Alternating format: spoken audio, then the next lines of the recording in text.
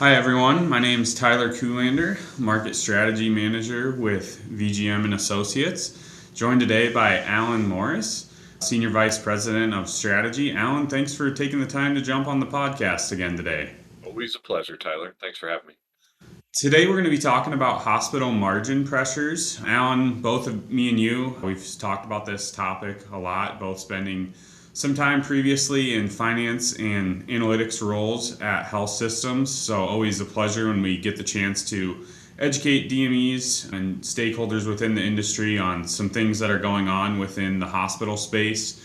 Today we're going to be walking through some of the newest data that shows the financial reality within the last year or so inside of hospitals. Although margins have stabilized within this space over the last year or so, there are still several noteworthy things that are really important for DMEs to understand in 2026. Those things that we're going to discuss today are important because they have a direct impact on a couple different things that hospitals care a lot about, like throughput, length of stay, and reducing readmissions. The good news for our industry and DMEs, these are all things that DMEs can have a direct impact on, mainly because hospitals are reimbursed on a fixed amount. So as an example, for a COPD patient, the reimbursement that hospitals are getting for that patient is tied to that specific diagnosis. So really understanding that, whether the patient stays 2 days, 5 days, or longer, the reimbursement is tied specifically to that diagnosis, not how many days, the patient stays in the hospital. But there's a lot of different variable expenses that can be impacted by that. So we're going to be getting into that a little bit further here shortly. And just kind of want to start at a high level, and then Alan will kind of get into some of the data that we've looked at reflecting on 2025 and what we can expect heading into 2026. So, like I said, starting big picture, hospitals are continuing to face financial pressure from things like rising labor costs, pharmaceutical expenses, and increases in uncompensated care. This can present a pretty big challenge because even if they're able to improve revenue, expenses are usually climbing right along what revenue is gaining at or even faster. And according to some of the latest data, things like drug and labor expenses, those continue to go up and are big contributors to overall total expense. Hospitals are still dealing with the reality that supply chain and labor costs are higher today than they were pre-pandemic. I know it seems kind of crazy to talk about that with COVID being 6 years in the rearview mirror, but definitely something that's important to call out. And at the same time, things like bad debt and charity care continue to rise. So while all these things, constrain hospital financial performance and operating margins, it's really important to understand, the role DMEs can play in alleviating some of these pressures. And Alan's going to kind of get into, some more of the latest data and what those factors are that are being attributed to hospital margin pressures. Yeah, you bet. Thanks, Tyler. Like you said, there's a lot of opportunity here for DMEs to leverage some of what you just mentioned and what we'll get into here as I dive deep into the data to improve their communication with hospitals as they look to strengthen partnerships. I recognize that a good portion, or in some cases the majority of business that DMEs get don't necessarily come directly from hospitals, but a good portion of the business that they do have, or at least a good portion of the DME business that's out there, does come directly from hospitals at discharge. So strategic partnerships with hospitals and health systems are really important. And this data and the points that you've already made and will continue to make in this podcast are points that DME should use as they're in conversation with hospitals about what those strategic partnerships should look like and what value the DME bring to the hospital. So that said, let's get into the data a little bit. The October 25 National Hospital Flash Report released by Kaufman Hall early last month, early December, provides nationwide snapshot available to some of the financial situations that hospitals are in right now. So here's what stood out. Hospital volumes remain strong. So hospital volumes right now are up. They're pretty steady, but they continue to be strong. Average length of stay declined. It's important to point this out because average length of stay being down is a high priority strategic initiative for hospitals today and forever, as Tyler, as you mentioned, hospitals are paid effectively on a fixed basis. That doesn't matter how long the patient is there, the hospital gets paid the same amount. Just purely from a financial perspective, kind of setting aside the obvious patient care things, purely from a financial perspective, the hospital incentive is to get that patient out of the hospital as soon as it's safe and reasonable to do. There's no incentive for them, maybe better stated, there's no incentive for the hospital to keep the patient any longer than what's necessary. The patient doesn't want to be there. Financially, it hurts the hospital to keep the patient there. So the hospitals are trying to reduce length of stay, which is where DMEs come in part. But hospital length of stay declined and will continue to be a strategic priority for hospitals. The third point, bad debt and charity care continue to rise. Hospital financials get constrained because they're taking care of patients that effectively they're not getting paid for, and keeping those patients out of the hospital when possible is certainly a strategic priority from a financial perspective for hospitals. And then the last piece is that the data shows us is that staffing levels are tightened. That's indicative of ongoing workforce constraints that raise both operational and cost challenges. It costs a lot of money to take care of patients, and with labor costs on the rise, hospitals continue to look for ways to tighten up staffing levels where it's safe and effective to do. And DMEs and their initiatives to keep patients out of the hospital and to reduce length of stay and whatnot can certainly help alleviate some of the pressures tied to staffing in hospitals. So these findings really collectively underscore that while volume strength helps support revenue, expense pressures, especially those variable pressures, like you mentioned, or variable expenses, I should say, like you mentioned earlier, Tyler, that are largely tied to length of stay, as well as uncompensated care, are impacting margin gains in hospitals. Yeah, that's all great information. And when we kind of zoom out a little bit, looking at some of the trends and data from early 2025, back in January, hospitals saw a median monthly operating margin of roughly 8%, which was kind of a sign of temporary stability, mainly driven by that increase in inpatient service volume that we saw during that time of the year. But as you mentioned, Alan, some of those expenses cut into those margins. The 12-month margin high in 2025 was actually in March, where inpatient revenue was actually growing faster than outpatient revenue. This is something that's driven by higher surgical volume and emergency care demands. But again, it's just those expenses, managing those expenses, and really, we'll get into a little bit later on kind of what our message is to DMEs for how they can really articulate that value proposition to their hospital referral partners on how they can help tackle some of these things. Throughout 2025, hospital margins were better compared to 2024. Like we said, more volume and finding some of those efficiencies and trying to lower average length of stay.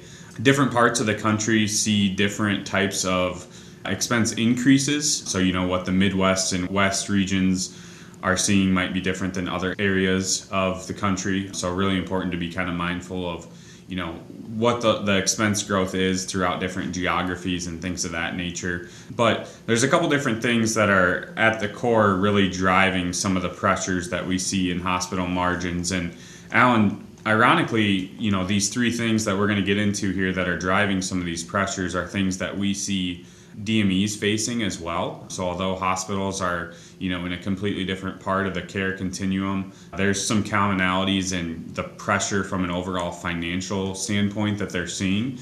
Could you kind of get into, what we've broken down those three things to be and kind of how they relate to the DME industry directly as well? Yeah, you're exactly right, Tyler. Happy to dive into them. But some of the at a super high level, some of the challenges that hospitals are facing, maybe this would be a surprise to some DMEs. I think it probably would be, but some of the challenges that hospitals are facing are directly in line with the challenges that we talk about all the time in the DME industry. It comes down to three big things. It's rising cost structure. So even with slower cost growth, hospitals are still far from pre-pandemic cost baselines. So drug costs, labor costs, supply chain costs, three things we already talked about that are really big variable expenses in hospitals. And the reason, again, that it's important to point out that these are variable expenses means the longer the patient stays, the more it goes up. The longer the patient stays in the hospital, the more drugs they consume while in the hospital, the more labor it takes to take care of the patient. Supply chain, the more supplies, the more equipment, supplies, whatever it takes to take care of the patient. So longer the patient stays, those costs go up. Those are big deals to the hospital. So that rising cost structure is a big deal. The second piece is shifting patient mix and payer dynamics. We talk about it a lot. We've talked about it on podcasts in the past, Tyler. Impact in the DME space on payer dynamics. The hospitals are feeling the same thing. Patients moving over to Medicare Advantage, Medicaid issues that vary from state to state, things like that lead to some uncompensated care and whatnot, certainly create challenges for hospitals. And then the third piece is operational efficiencies. And there's a lot that goes into operational efficiencies. Some of it is advancements in technology that can help with operational efficiencies.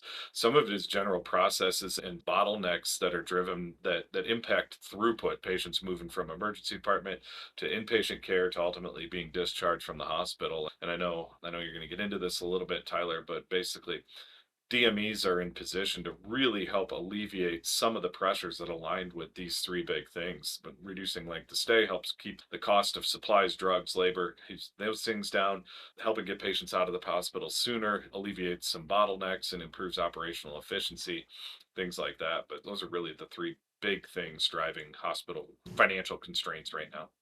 Yeah, absolutely. So, kind of the big overall question is, we kind of talked about the past outlook. So, looking, into the future, number one, kind of the direction of hospitals in terms of margin pressure and things like that. But then just to close here, kind of honing in on some of those points of the roles that DMEs can play.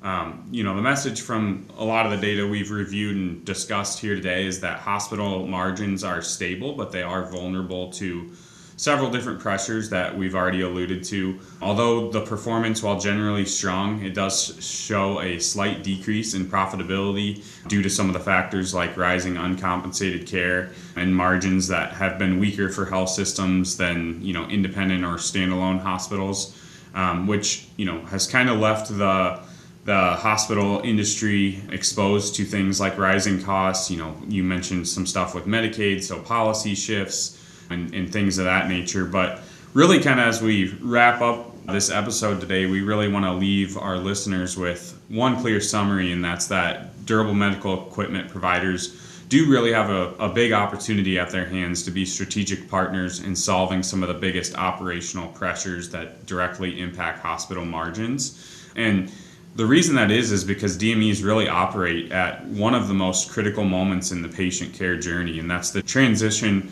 from hospital to home, and making sure that goes as smooth as possible. When equipment is able to be delivered accurately, consistently, and on time, that's a lever that hospitals rely on to reduce those readmissions and control some of those variable costs that you alluded to, Alan. And that reliability over time that DMEs are able to gain with hospital referral partners and that trust, it really creates a safer environment for patients to receive the care that they're after and help them with their recovery for what's to come outside of their hospital stay.